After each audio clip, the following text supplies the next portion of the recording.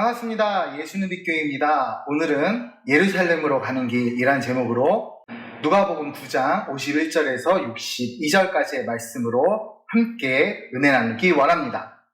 신약성경 누가복음 9장 51절에서 62절까지의 말씀입니다. 먼저 오늘 본문 말씀 함께 봅니다. 예수께서 승천하실 기약이 차감해 예루살렘으로 향하여 올라가기로 굳게 결심하시고 사자들을 앞서 보내심에 그들이 가서 예수를 위하여 준비하려고 사마리아인의 한 마을에 들어갔더니 예수께서 예루살렘 향하여 가시기 때문에 그들이 받아들이지 아니하는지라. 제자 야고보와 요한이 이를 보고 이르되 주여 우리가 불을 명하여 하늘로부터 내려 저들을 멸하라 하기를 원하시나이까. 예수께서 돌아보시며 꾸짖으시고 함께 다른 마을로 가시니라. 길 가실 때 어떤 사람이 여짜오되 어디로 가시든지 나는 따르리이다. 예수께서 이르시되 여우도 굴이 있고 공중의 새도 집이 있으되 인자는 머리 둘 곳이 없도다 하시고, 또 다른 사람에게 나를 따르라 하시니 그가 이르되 나로 먼저 가서 내 아버지를 장사하게 허락하옵소서. 이르시되 죽은 자들로 자기의 죽은 자들을 장사하게 하고 너는 가서 하나님의 나라를 전파하라 하시고, 또 다른 사람이 이르되 주여 내가 주를 따르겠나이다마는 나로 먼저 내 가족과 작별하게 허락하소서. 예수께서 이르시되 손에 쟁기를 잡고 뒤를 돌아보는 자는 하나님의 나라에 합당하지 아니하니라 하시니라. 아멘. 오늘 누가복음 9장 51절에서 시작되는 예수님의 예루살렘으로 향하시는 여정은 19장 27절까지 기록되어 있습니다. 이는 예수님께서 갈릴리를 떠나 예루살렘에 입성하시기 직전까지인 주 29년 가을 무렵부터 이듬해인 주후 30년 봄 무렵까지 약 6개월 동안 유대 및 베레아 지역에서 사역하신 것을 기록하고 있지요. 마태복음에서는 예수님의 유대 및 베레아 지역 사역을 19, 20장 단 2장에 걸쳐 기록하고 있고, 마가복음에서는 10장 단 1장에 걸쳐 기록하고 있습니다. 근데 이에 반해서 누가복음은 이 지역의 사역을 무려 10장에 이르는 지면을 할애할 정도로 예수님의 유대 및 베레아 지역의 사역을 다른 공간복음서에 비해 매우 상세히 기록하는 특징을 보여주지요. 여기서 예루살렘으로 향하는 긴 여행 과정에서의 예수님의 발자취를 가능한 자세히 추적해 보고자 하는 누가의 역사가적인 측면을 엿볼 수 있는 부분이지요. 또한 본문들의 기록은 어떤 사건 중심보다는 강화 곧 담론 위주의 구성으로 되어 있다는 점이 주목할 만한 부분입니다.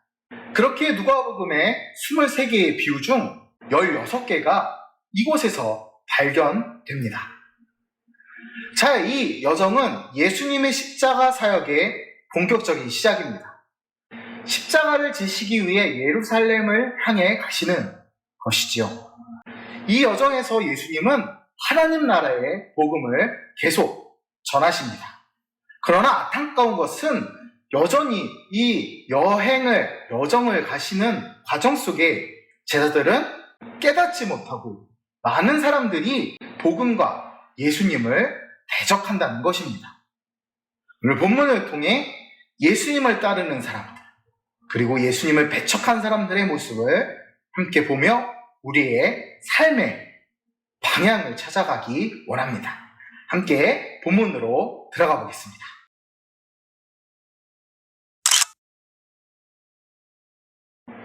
예수님은 갈릴리 사역을 마감하시고 예루살렘을 향해 가십니다.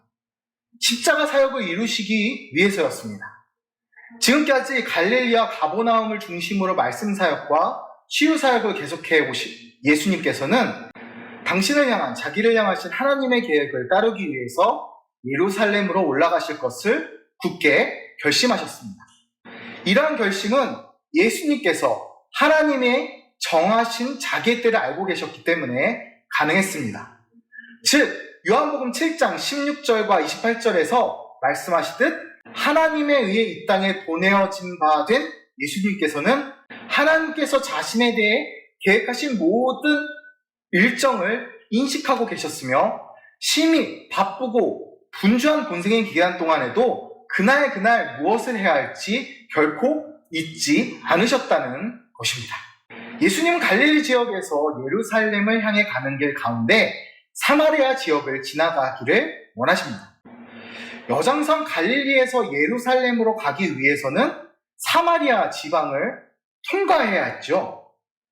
이 갈릴리, 사마리아, 예루살렘 순의 그 지역 위치를 보면 이 사마리아를 통과해서 가지 않으면 한참 이 요단 동편을 상당히 돌아가야 했습니다. 근데 당시 유대인들은 사마리아를 부정한 땅으로 여겨서 그 길을 이용하지 않았습니다.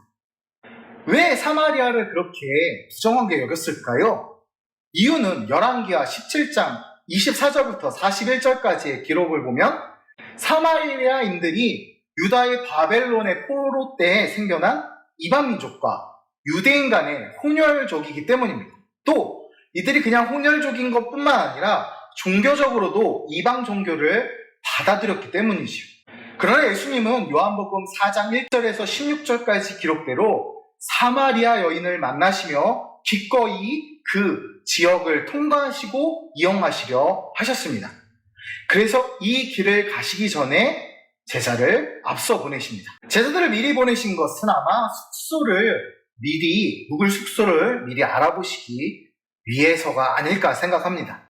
하지만 사마리아 사람들은 예수님의 일행이 예루살렘을 향해 간다는 것을 알고서 받아들이지 않았습니다. 이러한 사마리아인들의 태도에 야고보와 요한은 매우 분노하며 그들을 저주하고자 했습니다. 불을 내려 그들을 진멸하자라는 식의 이야기를 하죠. 그러자 예수님은 그런 제자들을 꾸짖고 다른 마을로 옮겨가셨습니다. 예수님은 십자가를 지시기 위해 예루살렘을 향해 가시던 중이었습니다. 하지만 제자들은 아직도 예수님이 어떤 세상의 영광을 얻기 위해 예루살렘으로 가시는 줄 생각한 듯 합니다. 곧 왕이신 예수님, 왕으로서 예루살렘에 입성하시는 예수님을 생각했기에 배은망덕하다, 예수님의 영광을 가리운다라는 생각으로 잘못된 충성, 잘못된 섬김을 그들은 보였던 것이죠. 또한 그들은 충신으로서 자기들이 역할을 다한다 착각했던 겁니다. 그래서 그들은 기고만장했던 것입니다. 사마리아 사람들이 감히 자신들을 알아보지 못한다며 분노했습니다. 반면 예수님은 자신을 배척하고 반대하는 많은 사람을 용서하시고 그들의 죄를 안고서 묵묵히 십자가의 길을 가셨습니다. 제자들이 십자가의 길을 전혀 이해하지 못해도 성령 강림한 후에 사마리아까지 복음이 전해지길 기대하시며 사마리아 사람과 제자들을 용납하셨습니다. 제자로 부름받은 우리는 세상을 저주하는 자들이 아닙니다. 오늘 우리 주변을 보면 사사로운 감정이나 왜곡된 전통에 사로잡혀 복음이 전파되는 것을 간접으로 해방받는 경우가 있습니다. 또 상대편에 대한 나쁜 감정이나 기성교회에 대한 오해들 때문에 복음을 배척하고 거절하는 경우들도 우리 종종 있습니다. 아니, 많이 있죠. 어떤 경우든지 예수님의 책망을 피하지 못할 죄악들입니다. 우리는 이러한 그릇된 편견이나 감정 등에 사로잡힘으로써 복음을 해방하고 구원의 기회를 상실하는 어리석음에 빠져서는 안 될 것입니다. 세상을 위해 기도하고 그들을 위해 복을 비는 것, 기도하는 것이 예수님을 따라가는 우리 마땅한 신앙인 그리스도인의 자세입니다.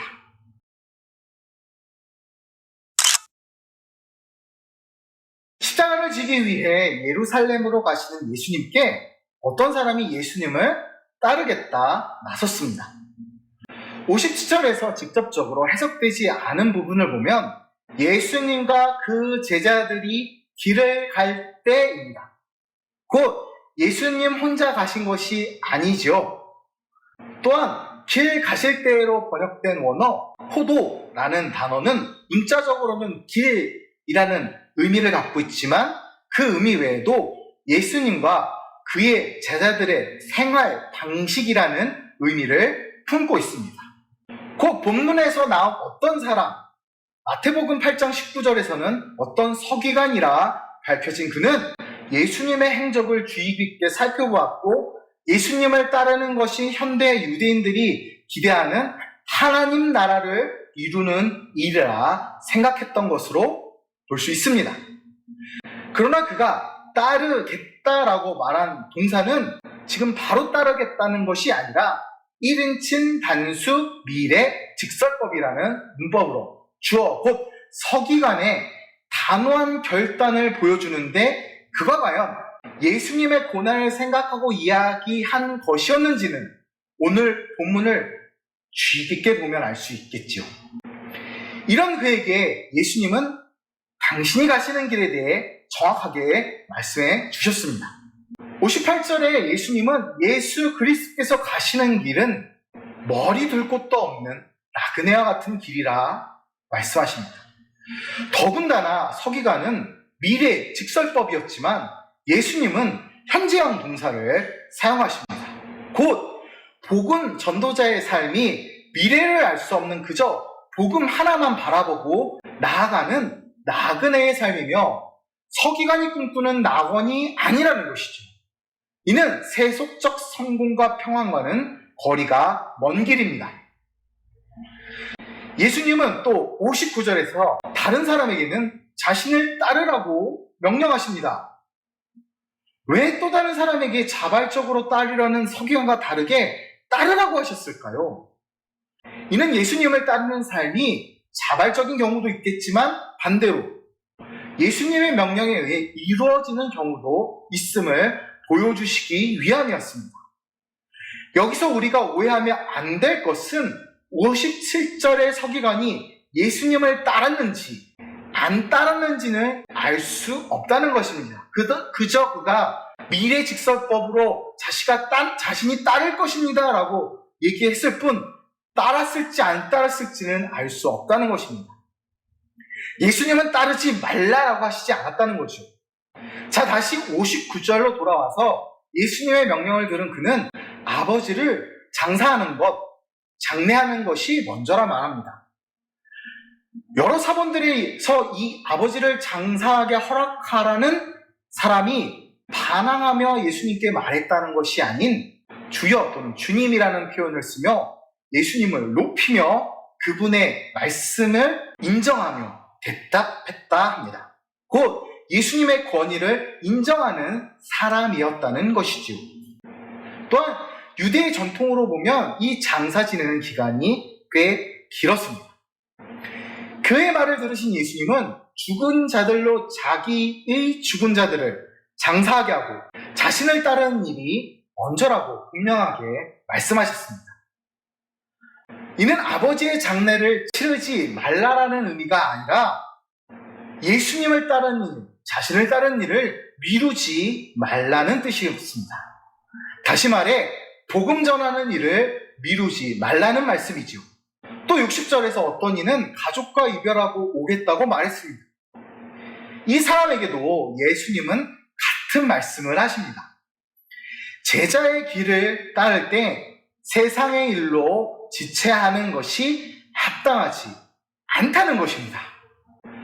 예수님을 따라 십자가의 길을 가는 삶이 어떠한지 오늘 본문은 말씀해주고 있습니다. 잘 말씀해주고 계십니다. 십자가의 길, 제자의 길은 세상의 영광을 얻는 길이 아닙니다. 고난의 길입니다.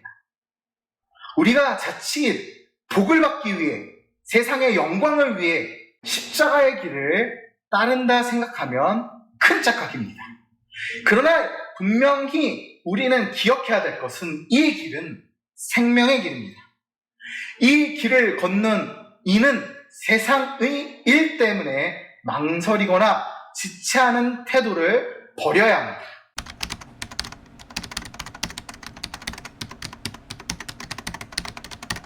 오늘 본문을 보면 예수님께서는 공생의 기간의 마지막이 다가오자 마지막 사명의 완수를 위해 굳은 결심으로 예루살렘을 향해 발걸음을 옮기셨습니다. 그리고 주님을 따르기로 한 모든 사람에게 이와 동일한 결단과 각오를 요구하셨습니다. 따라서 예수님을 따르기로 한 우리와 그리스도인들은 지금까지의 안이한 태도를 버리고 하나님의 나라와 복음을 위해 모든 것을 희생할 결단을 새롭게 해야 합니다. 그리하여 상황이 어떠하든지 흔들림 없는 자세로 예수님을 죽임을 따르며 하나님 나라와 그 의를 삶의 최우선 순위에 두고 이를 위해 최선을 다하는 진정한 제자가 되도록 해야 합니다. 십자가의 길을 따라가는 제자의 삶은 세상을 향해 큰 소리치고 떵떵거리는 삶이 아닙니다. 가장 겸손한 모습으로 세상을 섬기는 삶이 바로 예수님이 보여주신 삶입니다. 이 삶은 결코 세상이 주는 평안함을 쫓아가는 길이 아닙니다. 그럼에도 놀라운 기쁨이 넘치는 이유는 그 길이 생명의 길이기 때문입니다. 세상의 금신과 염려로 이 길을 저버리는 어리석은 자가 되어서는 안 됩니다. 예수님이 가신 길, 예루살렘으로 가는 길을 따라 각자 십자가를 따라 의의 길을 나아가길 축복하고 기도합니다. 감사합니다.